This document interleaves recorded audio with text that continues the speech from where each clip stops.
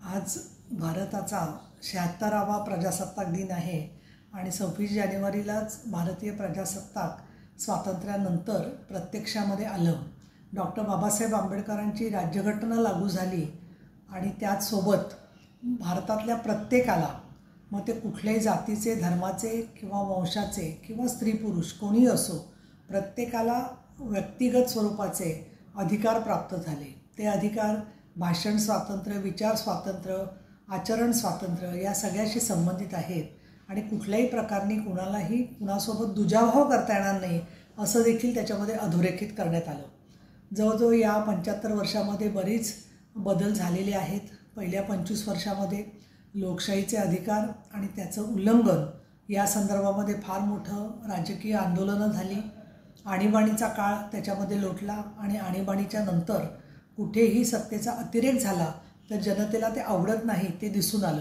त्याच्यानंतरच्या 25 वर्षामध्ये जागतिकीकरण, माध्यमांचं जागतिकीकरण आणि दारिद्र्यामधून शहराच्याकडे नागरी विकासाकडे वाटचाल यासोबत तंत्रज्ञानाचा उपयोग करून शेती अशा प्रकारचे शैक्षणिक साम्राज्य आणि त्याचं प्रगती ही 25 वर्ष आपण पाहिली।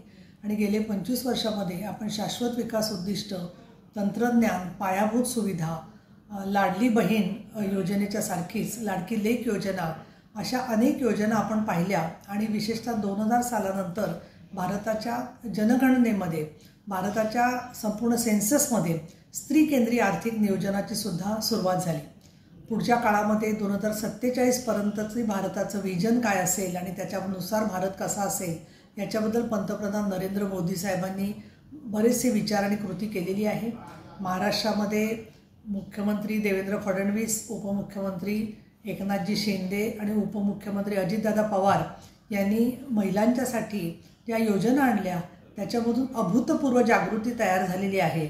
आणि म्हणून या प्रजासत्ताक दिनाच्या दिवशी आज देखील महिलांना जे अन्याय अत्याचारांना सामोरं जावं लागतं त्याच्यामधून आपल्याला वाट काढण्यासाठी सगळा समाज एकत्रितपणे स्त्रियांच्या बरोबर, स्त्रियांच्या समान अधिकारासाठी उभा राहावा अशा प्रकारची अपेक्षा मी व्यक्त करते आणि आपल्यापैकी प्रत्येकाला मनपूर्वक शुभेच्छा देते।